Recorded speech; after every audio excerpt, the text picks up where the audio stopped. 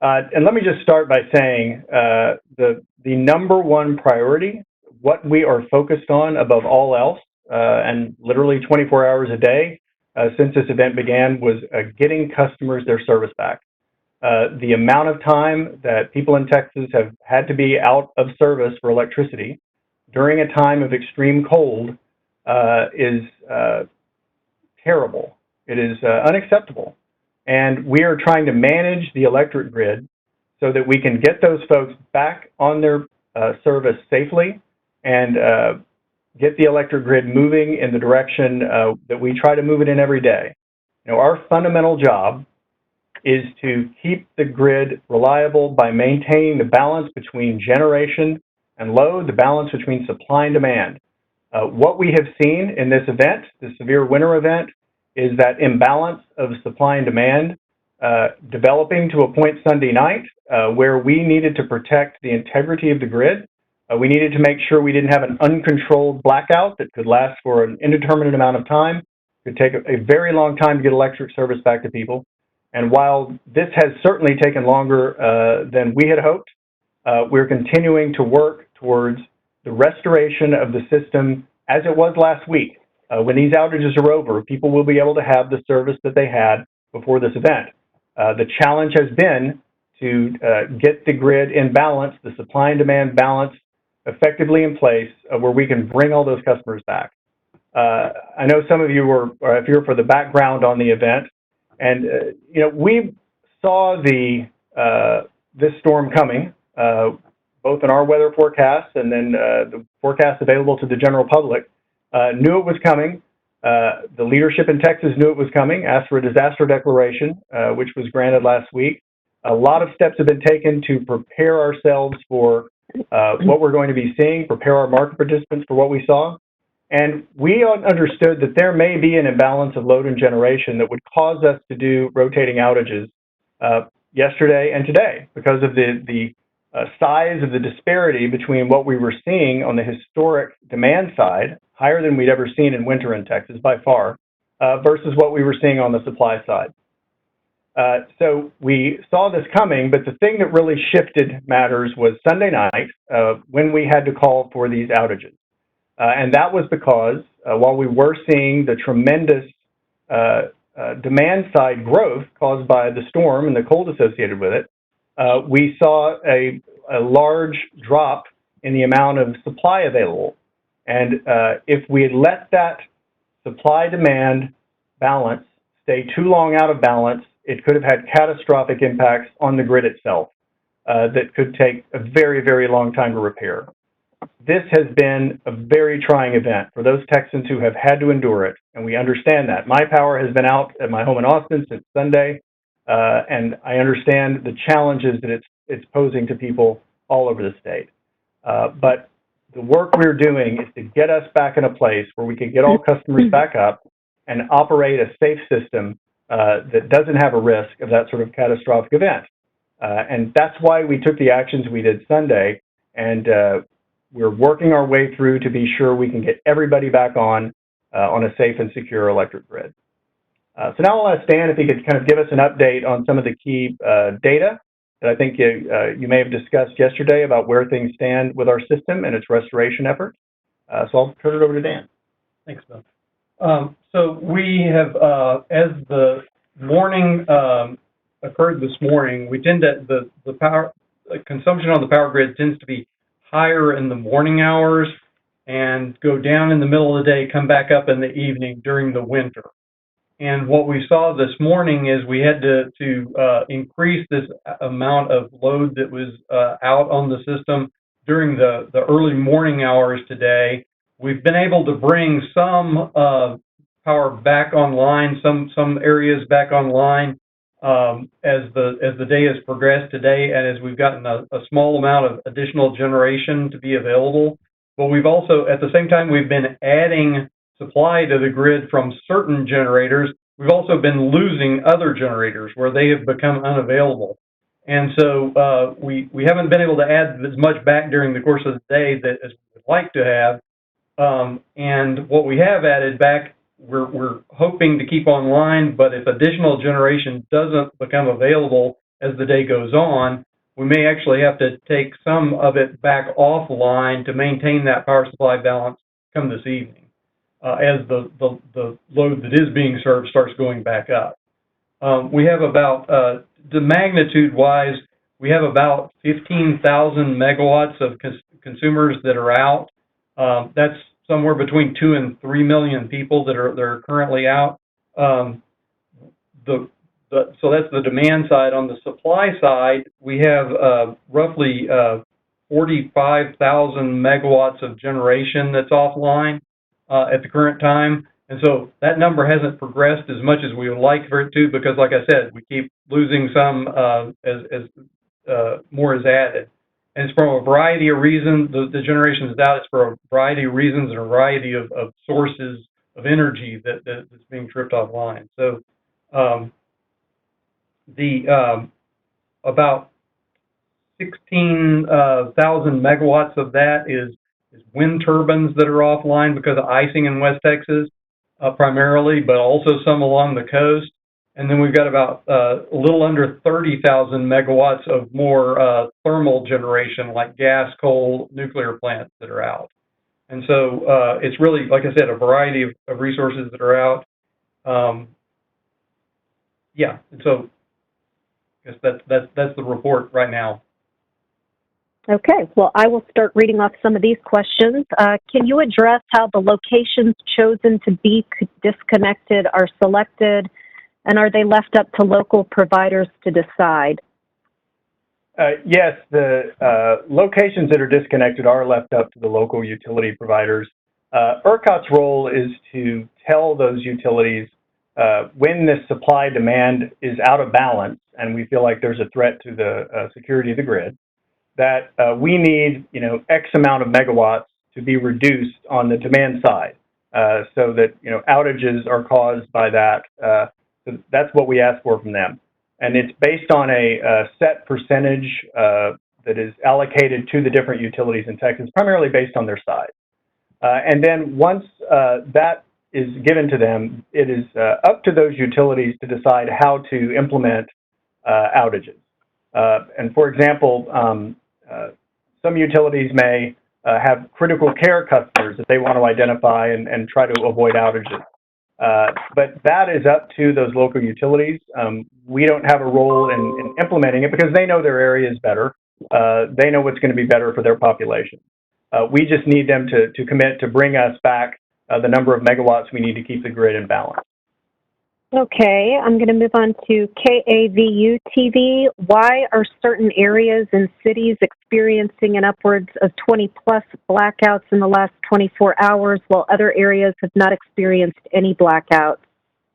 Yeah, so basically, as Bill said, the transmission owners, the folks that own the wires that are used to transmit power out to load, determine how much, where and what neighborhoods and those kind of things are used for these kind of outages. Once we tell them the kind of the quantity that needs to be reduced.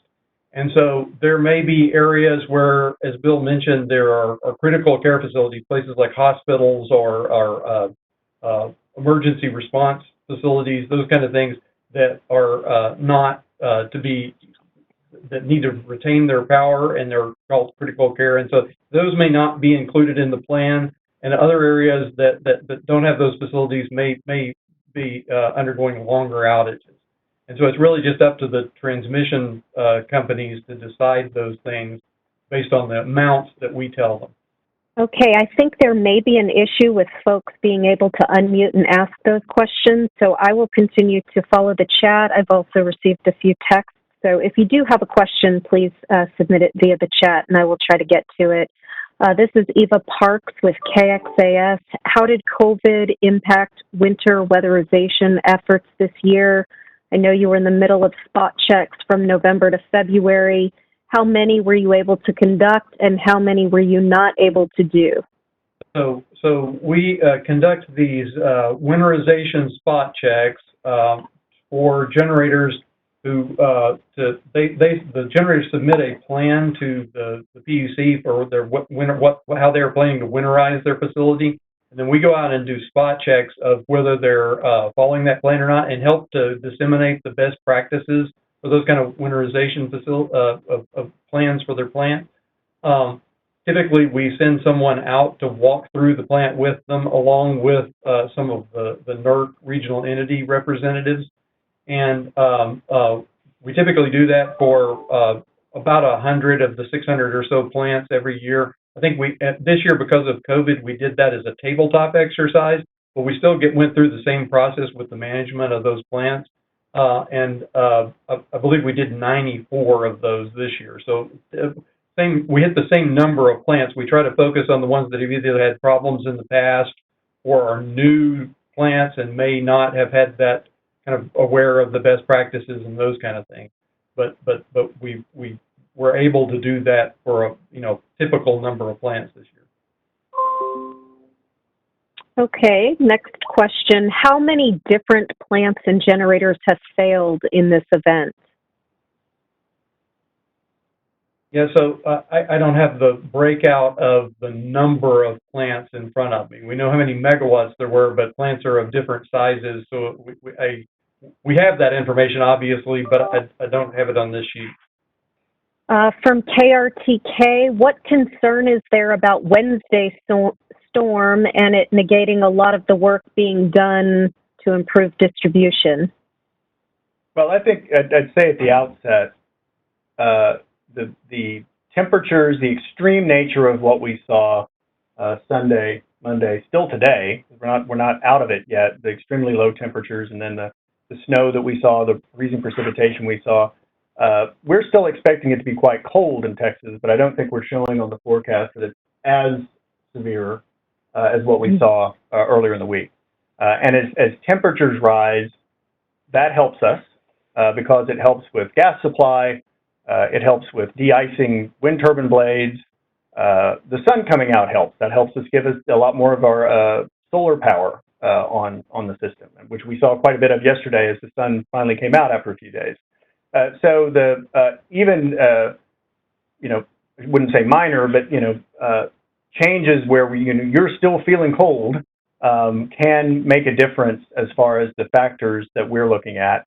But again, we need to see what that weather actually brings. But we're hopeful that we'll be able to see some improvement in a number of areas, even though we're still seeing quite a bit of cold weather. Okay. Looks like Bloomberg posted a chart on Twitter that shows that loads are not getting any better. Will this turn around as the weather improves? Yes, we as Bill just mentioned, as things start to warm back up, and some of the issues that we've been having really across the board, because weather is really severe. This really kind of unprecedented severe weather is what's driving this issue on multiple fronts. But as weather improves and we start getting warmer temperatures, most of those things that are driving, well, in fact, all of those things that are driving the outages of generation, the issues on the natural gas system as a whole, and so forth, all should diminish as the temperatures increase. Okay, I'm going to go ahead and read off a few more, and then we're going to see if we have corrected the muting situation so that you all can ask questions. Let's see. What tangible plan does ERCOT have in place to prevent this kind of supply-demand imbalance from happening again during an inclement weather event in the future? After I guess in general, we have plans in place to cover kind of normal extreme weather conditions. This one's a little beyond our normal extreme weather.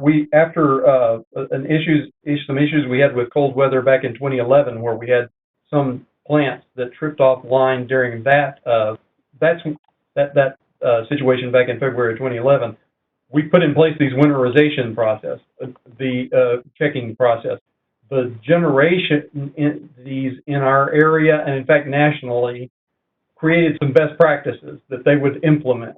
And all of those were kind of geared around that 2011 level of detail, the severity of that storm.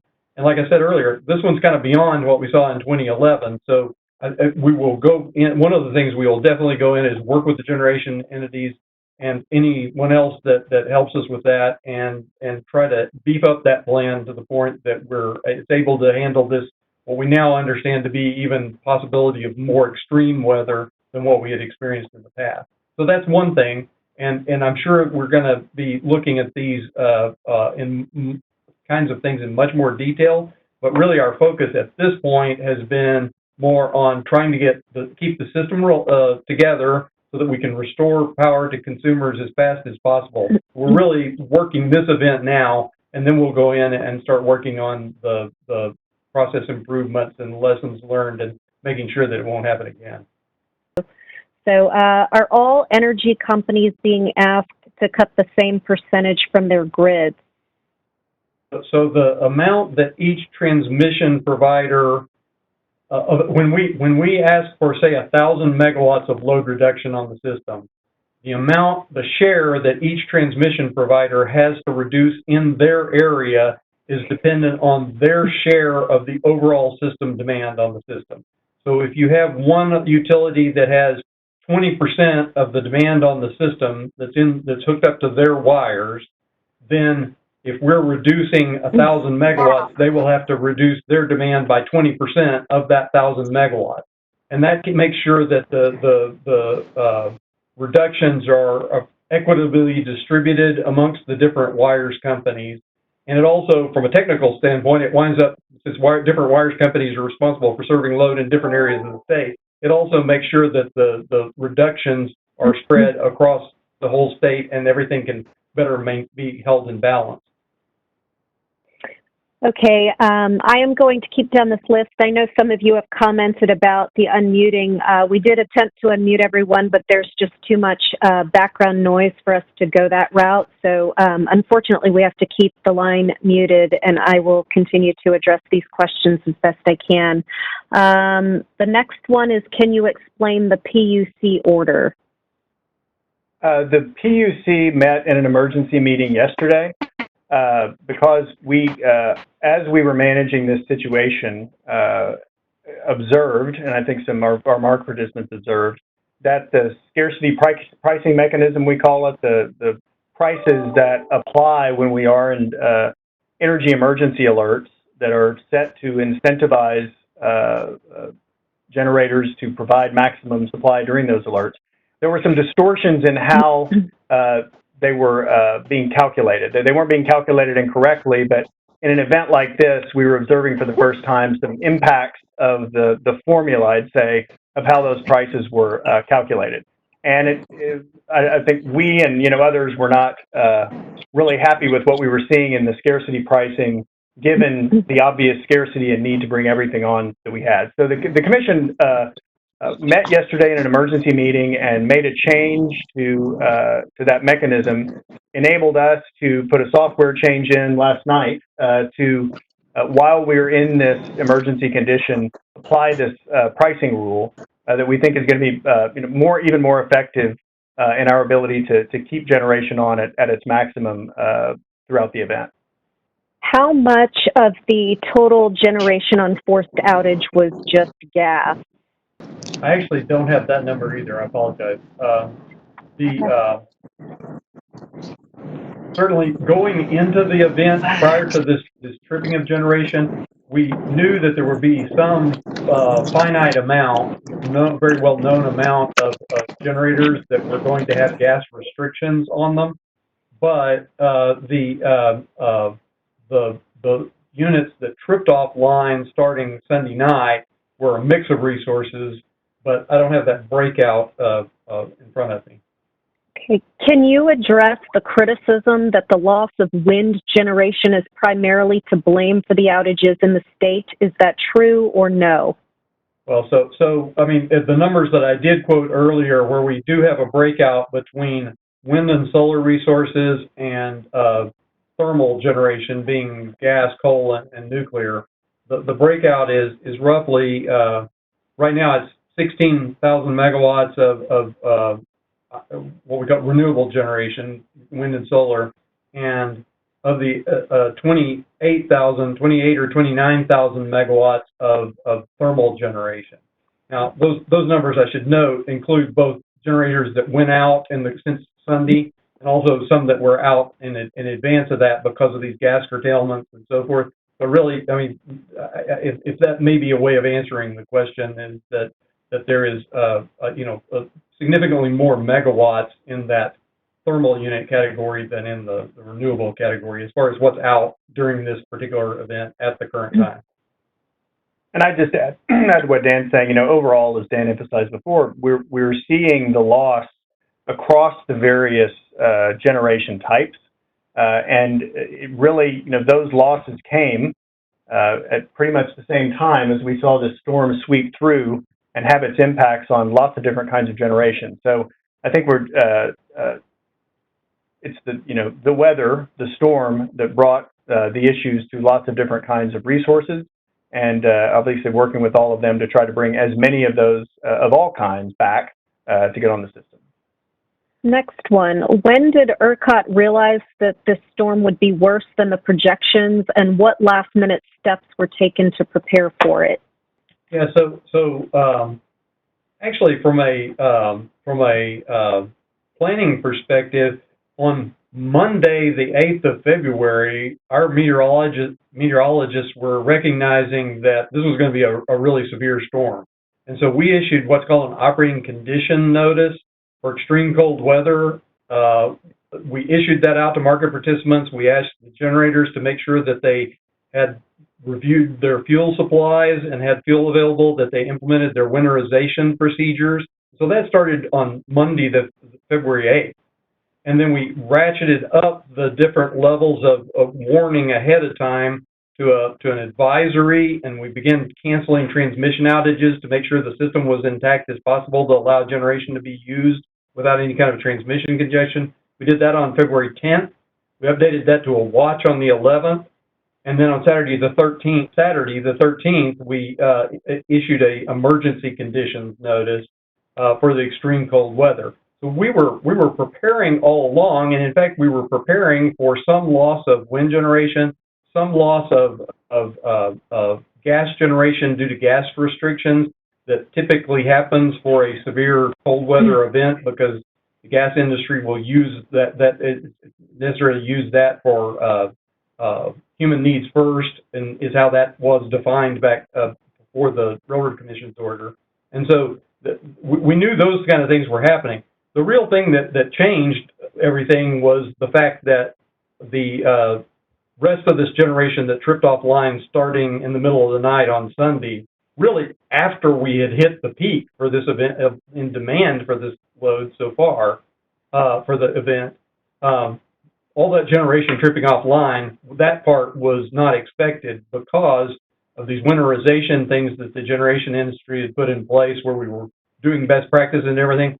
We implemented those after 2011. In 2018, we had weather that was just as extreme in January of 2018 as we had experienced in February of 2011, when we lost a lot of generators. And so it appeared that the winterization that we were doing was working, because we didn't lose any generators, or very few, in January of 2018. But this weather event was a lot more extreme than either of those. And so that loss of generation during the morning of Monday after midnight, that was really the part that really made this a more extreme event than what we had planned for. I would add, too, I don't think there was any underestimation of the seriousness of the storm. I think Governor Abbott sought a disaster declaration ahead of time, noting that we were expecting unprecedented weather conditions all over the state. The State Operations Center, the Disaster Management and Emergency Center, was stood up so we could operate this weekend, knowing we were going to have the storm coming in this week. And then we also, with Governor Abbott suggesting it and helping us make it happen, as well as Senator Cornyn, received an order from the U.S. Department of Energy declaring an emergency, which allowed us to do some things to try to increase the ability of generation to perform during this time. So I think there were many steps taken, both from our normal processes, like Dan described, as well as the efforts the state made to prepare everyone for what we were going to see, so that we could try to get as much out of the electrical system as possible. And again, Sunday night we saw a major change in what was available to us to serve the demand. And I think that's where the issue began and what we've been challenged by the past couple of days. The next question, what's the biggest reason for the drop in supply still, and how long are outages expected at this point? Yeah, so it appears that a lot of the generation that's gone offline today, either tripped or had to come offline, has been primarily due to issues on the natural gas system. And so, you know, and I mean system fun large, from getting the gas from the frozen wellheads through the pipes to the generators and to consumer demand for heating from natural gas. And so that really seems to be it seems to be a lot of the issues for the plants that we're seeing become unavailable during the day today. Okay, next question is from Paul Weber with the AP. What is the realistic timetable for when service will be fully restored, and could it drag on as far as this weekend? Well, we're saying we were able to restore some service yesterday. We've seen, you know, a continued increase in the amount of service we can restore. You know, the wild card, the biggest variable that makes it difficult to give you a certain answer is that, as Dan has noted, we're relying on the ability to, you know, get that supply and demand in balance by getting more generation on the system to meet the demand that will increase when we end the outages. So we're continuing to work with generators 24 hours a day. All of these generators have every incentive to get back on the system and providing power. So we're working with them through issues around, as Dan said, gas supply, around their responses to problems they had the night of early Monday morning, to make sure that we can get as much of that on as we can, because the more generation we add, the faster we can get the demand side, the customers, back on. And what is challenging about this is, you know, if we lose some generation in this process, we might have to, you know, go back and pick up the outages again to a certain extent to keep the grid in balance, because we can't let ourselves tumble into a situation where by, you know, acting prematurely, I hate to say it because this has been such a long event, but by acting prematurely to completely close it off, that we end up in that blackout that could last, you know, an indeterminate amount of time, maybe months. We don't even know how long, you know, a true blackout would last in order to speed the resolution. So we're just working very carefully with all of the folks in the market, but particularly those generators, to get them back on. But I'd say, you know, with the weather moderating even just a little bit, I think we'll still be able to see, as we have so far this day, additional restoration of service. We've restored how many megawatts today? Roughly about 4,000 megawatts today. Okay. So if we continue to see progress there, we can, you know, get that number down to a much smaller number. I don't think that's complete today. One of the factors is it takes time. You know, it would take a few hours to restore all that load, but we're going to continue to work on it. And the faster that we work with those generators to get those issues resolved, the faster we're done. But certainly, you know, over the next couple of days, I think we see, you know, really good signs of progress, even though we still have, you know, much work to do. Okay, next question from Anastasia Bolton from Tegna, Texas. Why aren't winterization requirements mandatory with fines for non-compliance?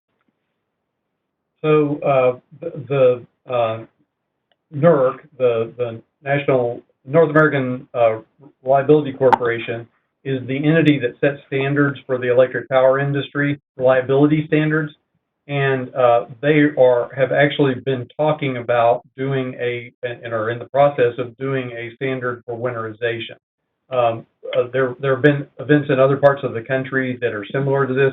What would be in that standard is along the lines of these best practices that have that came out of really the things that were developed in the ERCOT market, but that is in process right now.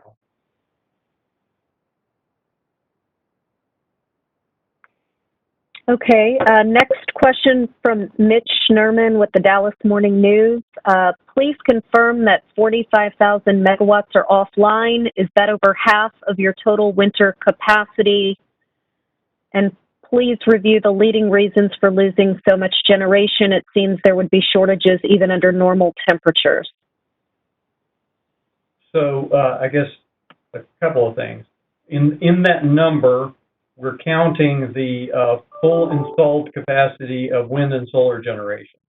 But in fact, during typical peak conditions, wind and solar generation, especially wind generation, is only counted upon in some of our capacity calculations for serving about 30% of that installed capacity.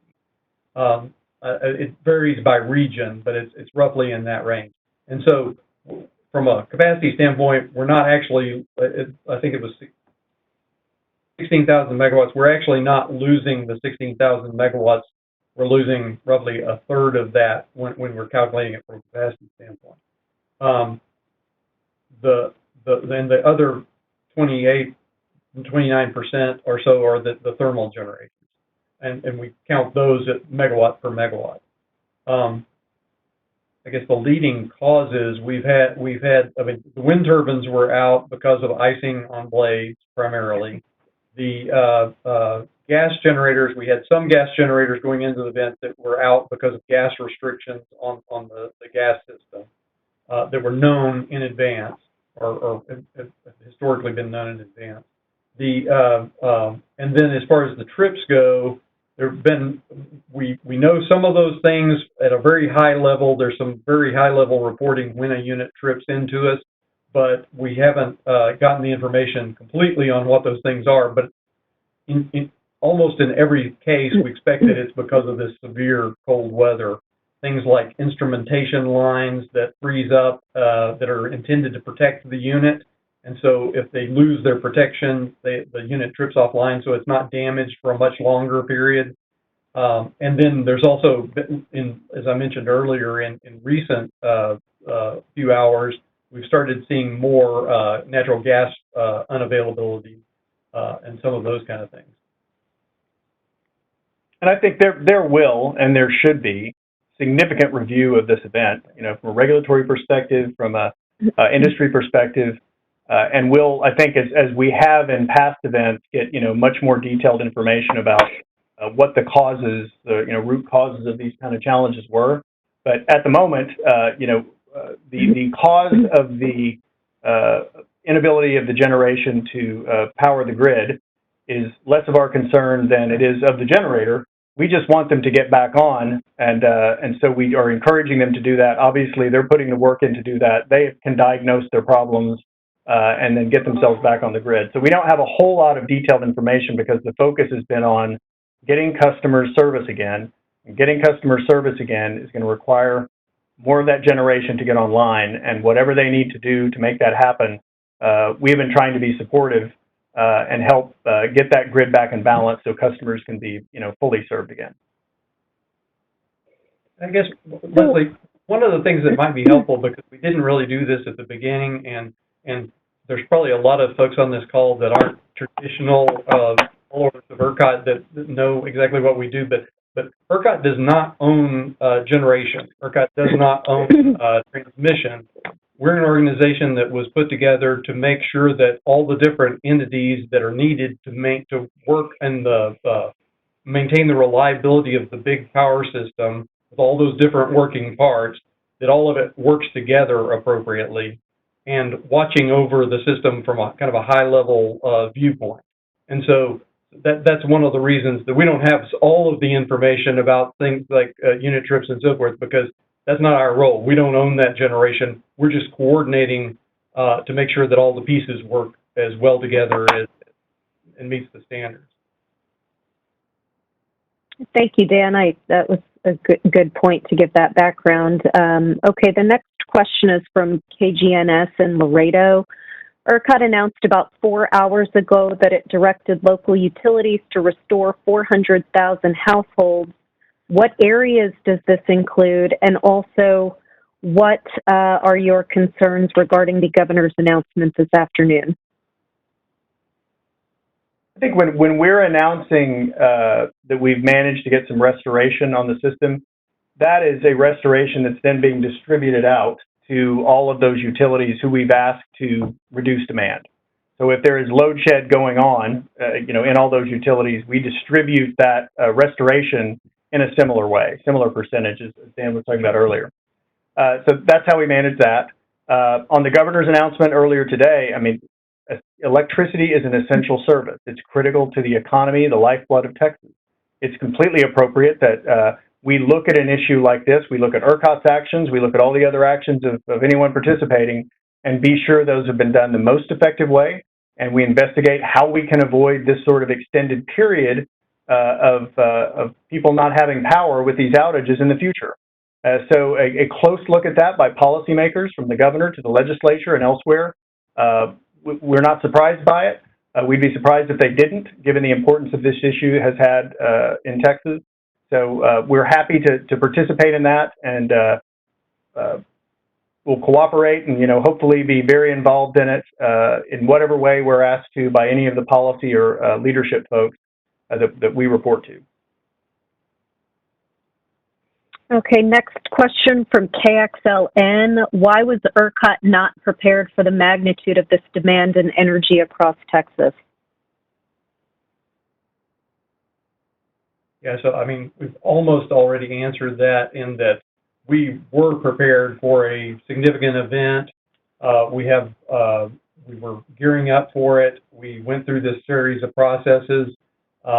We have lots of things in place. And in fact, one of the things we have in place for very extreme events is this process of reducing consumer demand in order to make sure that we've maintained the balance on the system between generation and load, so that we preserve the overall system. Because if you don't preserve the overall system intact, it's going to take much longer, as Bill mentioned earlier, to start restoring customers. And so by maintaining the system intact, that allows us to restore customers as quickly as possible, as quickly as generation is available to balance with that demand. Well, I think to kind of accentuate that point, what we are prepared to do every day, part of what we do every day, is ensure that there are tools available to prevent the catastrophic kind of blackout that groups like ERCOT, grid operators, were created to prevent, where you may lose the power system for an indefinite time period, and it's very hard to predict what kind of impacts it will have, and it could be extremely damaging both to health and safety as well as to the grid itself. And we were prepared, in 1 a.m. on Monday, when we saw the indications that what was going on in the system was creating a risk of that kind of instability. We were prepared to take a measure to make sure we stabilized the grid. And, unfortunately, the measure that we had to take involved having customer demand reduced. And what's been, very difficult has been that we have not been able to get that system in balance of generation and demand in order to eliminate all those customer outages. That's what we're working on. That's the top priority. That's what we want to see done as quickly as possible, and what we have people working on, 24 hours a day here at the control center to make sure it happens.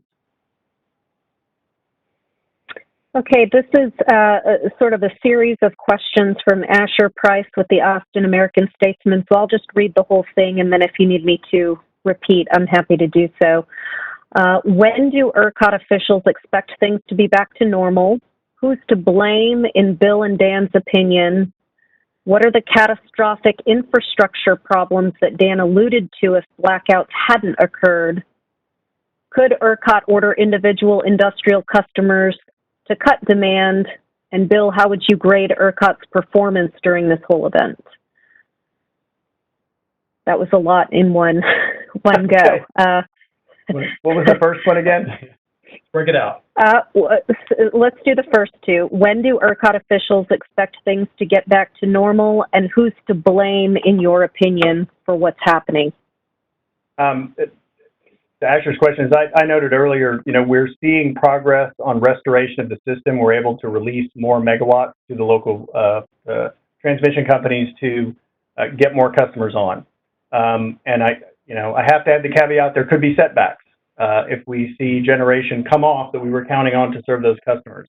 but we certainly are seeing progress there, and we're hopeful that we see a lot more of that today, and we get in tomorrow and we see the weather change to some extent, we see more generation come on, and maybe we can complete this event.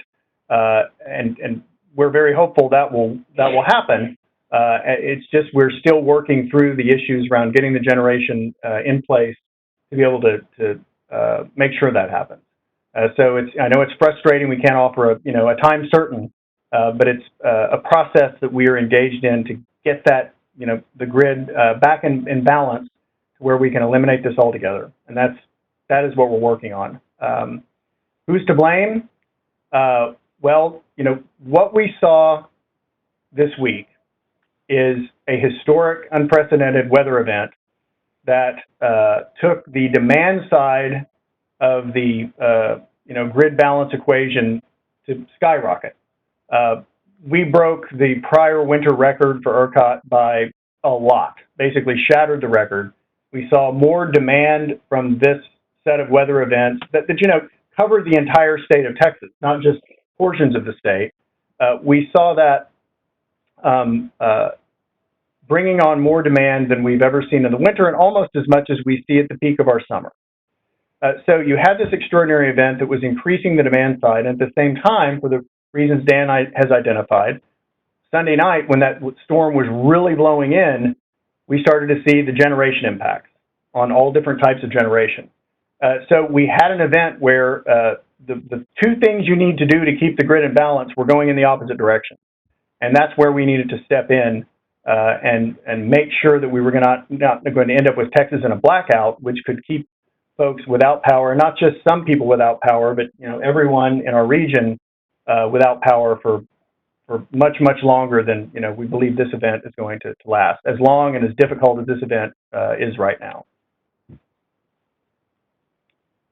Leslie, what was the next Dan, this one was for Dan. What are the catastrophic infrastructure problems that Dan alluded to if blackouts hadn't occurred? I think they may mean if the controlled outages were not in progress. Yeah, so if controlled outages don't happen, where you keep the grid in balance, the generators on the system are set up to make sure that they aren't damaged. Because if there's some damage to them, major damage to a turbine or a rotor or something like that, that generator may be out of service for many months. And so they have protection systems in place. And those protection systems, one of the things that they protect against is that could cause that kind of damage is if the frequency on the grid goes too low or too high. And that frequency is a function of how well balanced the system is. If the system is in balance, then the frequency is 60 hertz and everything's great for the generator. Everything's great technically for the generators. But if we get too much load and too little generation, the frequency starts to slow down. And that's the kind of thing, if it slows down too far, that can result in damage to that equipment that can last for months. So that's why we emphasize so much that need to balance supply and demand. It's not just economics. There are real technical reasons that we have to do that. We don't want those generators damaged for a longer period of time. They have protection systems in place that will actually, if the frequency gets too low, will trip them offline.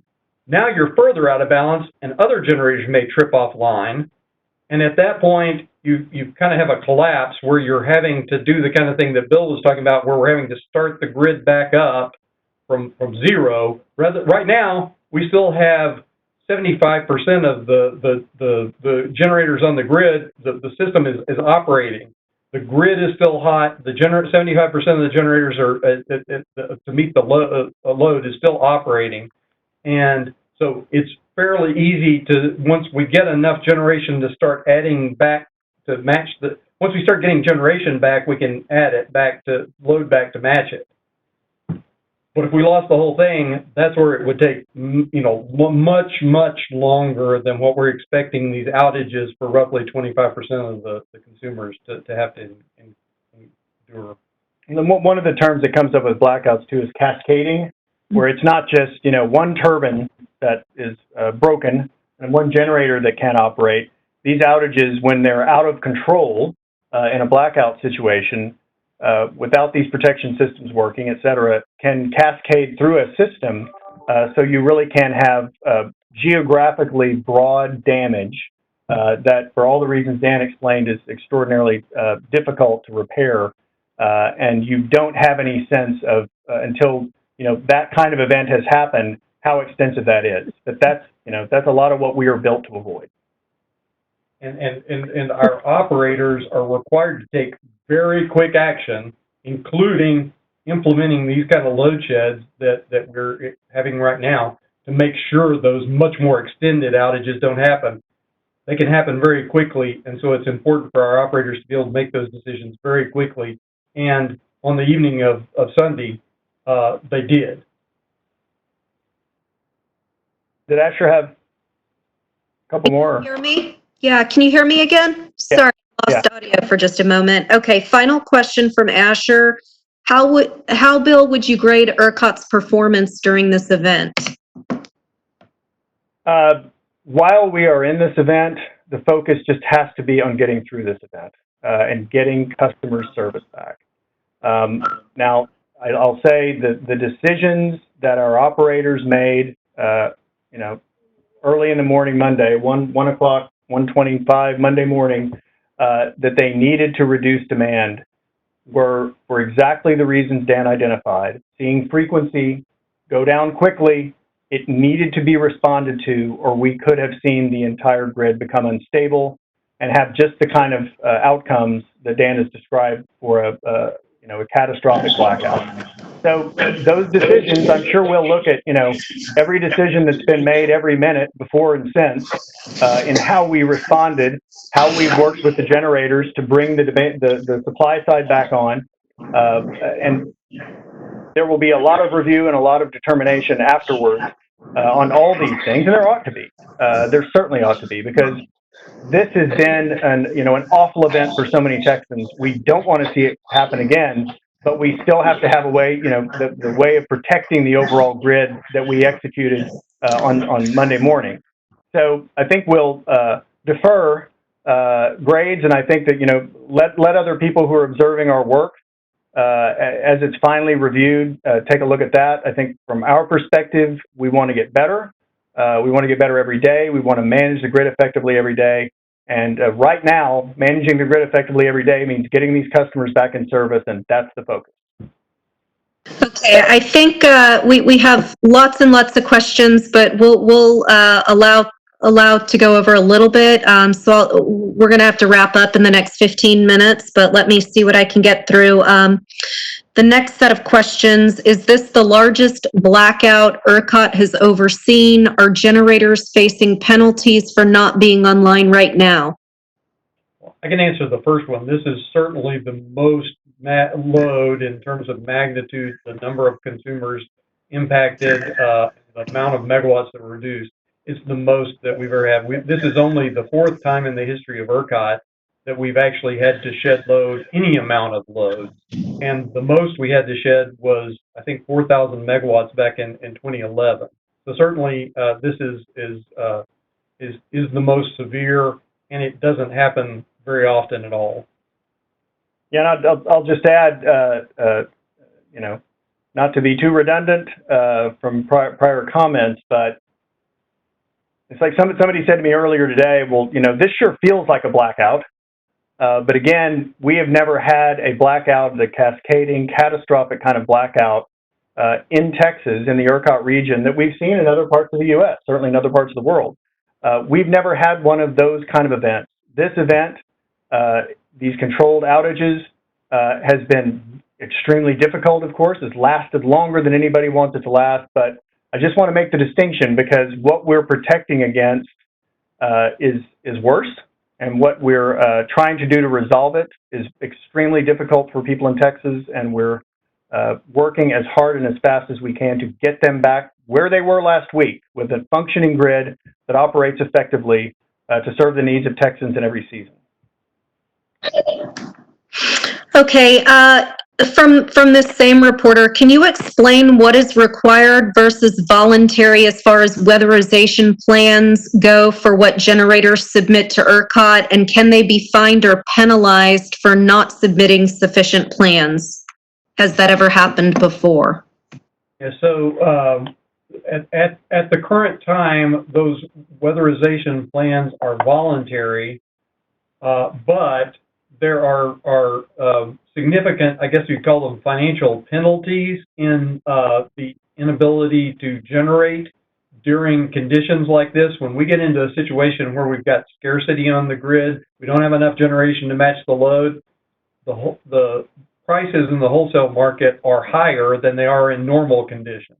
And so if you've got a generator that's not available during those times, you're not making a profit. You're actually losing money. And so there are significant penalties of that type, but there aren't like regulatory penalties at the current time. Although, as I mentioned earlier, the North American Electric Reliability Corporation is working on or is considering potential standards that would change that. But that hasn't been completed yet. Yeah, the way the ERCOT market is established, as Dan said, the incentives are aligned with reliability. If we are in scarcity conditions, the prices paid to those generators for their power go higher, and there's more potential for them to make money in those situations. So it's really aligned with staying on when we need them, with maintaining reliability. But I think what we saw early Monday morning is that running into an unprecedented weather system that damaged a lot of equipment and made it much more difficult to deliver that supply. What are your plans for tonight to avoid losing more operating capacity? We have been working with the generators all day to try to maximize their availability. Anything we can do, but we don't have a lot of control over that. Primarily, it's a function of the generation that's out there trying to make their generators back to being available, making sure that they have gas, trying to fix those things that may have frozen up and caused them to trip offline, those kind of things. They've been working very hard to do that. We're trying to facilitate that where we can, but that's not really something we can do. And so our ability to continue to reduce the number of outages and or our need to increase the number of outages in terms of these controlled outages is really dependent on how successful the generators are in bringing their generation back online and keeping the generators that are currently online available as everybody turns their lights on tonight and those kind of things. Okay, next question, Eleanor Dearman from the Fort Worth Star-Telegram. Texas lawmakers are holding hearings in the coming weeks related to the ongoing outages. What does ERCOT need from the state to make sure long-lasting outages like the ones seen the past 2 days don't happen again? The state of Texas provides excellent support to grid reliability. The market structure, the ways in which infrastructure can be built in Texas provide a lot of incentives for having a diverse mix of resources on our grid that makes it easier to operate in lots of different kinds of conditions, adds to that infrastructure as Texas continues to grow so that we can keep up with that growth and conserve the highest loads we saw in any summer. So I think we operate under the supervision of the state, under the supervision of the Public Utility Commission. We're fully regulated by the Public Utility Commission.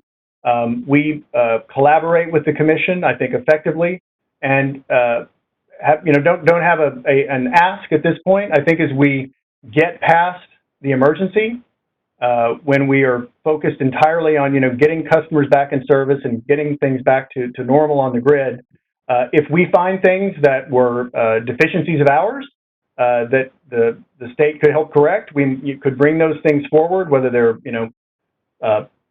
protocols or ERCOT protocol changes or other things that need to happen. But I think we feel like we have excellent support from the state of Texas, and this Texas interconnection I think is very valuable to a whole lot of people in the state. So I guess I don't have an ask. I think we need to explain things. we need to take the questions, take the issues up, and explain what's happened over these past few days. And I wouldn't say that we have a request at this point. We just need to, answer and be accountable for what's going on. Okay, Noah McKinney from KTAB and KRBC. There's been a lot of concern voiced on the outdated structure of Texas's separate power system. Has this storm been a wake-up call to ERCOT? I would certainly not characterize the ERCOT power system as outdated. As I was just saying, we have had tremendous infrastructure improvements over the last, say, 10 years. In the transmission and distribution infrastructure, the generation infrastructure, we're attracting new kinds of technologies, and we have a market that provides the incentives for those new kinds of technologies to come into Texas. So I really would, quarrel with the idea that it's outdated. As far as the Texas grid, it has been very successful. As I noted earlier, the catastrophic blackouts we're trying to avoid, we have never had one of those on the Texas grid, knock wood. You have seen them in other parts of the country that are more interconnected. It's not necessarily a fault of those interconnections, but you can have, spreading problems that we can kind of contain if they try to come into Texas. So it's been a very successful market, and it's been a successful grid. And we need to, maintain that success. And when we have issues like this, take the decisions we need to preserve the grid, but, try and get customers back on as we are now as fast as we possibly can, and get us in a situation where this power grid, which, most days is taken for granted and is, something we all rely on every single day, that we're back to that state where we're operating it in the background and folks are able to use it for, the economic development and personal and business needs that where it's so important. Okay, I think we have time for just a few more questions. I'll see what I can get through. Given so many energy resources have frozen over, do you think it's a good time to invest in protecting energy resources? And if so, what would that look like and what would it cost ratepayers? I'd almost like to ask a follow-up question to clarify, but I'm not sure what energy resources are you? If let's assume they're talking about generators, and generally the investments that would be need to be made to further winterize generation, we've already developed best practices that came out of the 2011 event. We didn't develop them. The generation community and the NERC, the North American Electric Reliability Corporation, have put out guidelines for best practices on winterization. Those were lessons learned from the 2011 event. I expect that there will be lessons learned from this event once we get past the restoration and actually start looking into those kind of things. Those things would be implemented as if they're different than what happened before. I mentioned the potential standard that NERC's been working on, and I guess the question of who would pay for them is, in Texas's deregulated wholesale electric market, generators are responsible for and investments in their plants, just like any other competitive facility. So if a new factory needs to develop something to meet new standards, they're responsible for the cost of that. There's no rate making that goes on. That's just the cost of doing business that then they have to make back in the wholesale market. And that's kind of how the deregulated wholesale market works here. Okay, I'll take two more questions. This one is from Mandy with the Texas Tribune. Could you address how energy capacity is calculated by ERCOT and what components make up capacity from a data perspective? Yeah, so I guess we do we do a capacity, demand, and reserves report twice a year, looking out 10 years. And we also do what's called a seasonal assessment of resource adequacy that comes out every season. And really what these are is an assessment of, on a typical extreme day in that season, what would we expect the demand to be? And we have a forecasting group that forecasts that demand, and then looks at what the supply would expect it to be on that extreme seasonal day, both a kind of a typical extreme day and a day, maybe the best way to answer this is to look at for winter. So we did a seasonal assessment going into winter for kind of a typical very cold day when the demand's high on the system. Then we also look at a number of scenarios where the weather may be extreme, the number of outages may be more extreme, the amount of wind generation may be lower than what it would be in an expected condition. So we look at that, and for looking at the extreme case, we look back at 2011 because that's kind of been the most extreme case to date. And what we did some quick evaluation going into this event, and we're actually well beyond in terms of load, in terms of the number of outages and so forth, where it would be expected to, where that even that extreme seasonal assessment is. So I hope that answers the question. Okay, final question. What improvements did ERCOT make following the 2011 winter storm that resulted in a similar situation? How is this storm different, and why was this similar situation not prevented? So, I mean, we've talked about that some. The generating community put in place these lessons learned and best practices for weatherizing units. We hired a meteorologist, and he forecast. That was one of the reasons that we were able to forecast starting on Monday of last week that this cold weather was coming. We weren't only dependent on kind of the public weather services and so forth, but we have our guy helps us to assess when extreme weather like that's coming. We put in place various procedures, and I won't go into all the details of those things, but we put in place quite a few extra procedures that we implemented going into this event that resulted in some of these warnings and preparations going out to market participants in advance. And so I guess there's quite a few things. And I think if we had kind of typical extreme weather like a 2011, those would have worked. The issue is this is kind of an unprecedented weather event, and so we're beyond what some of those preparations would have were prepared for.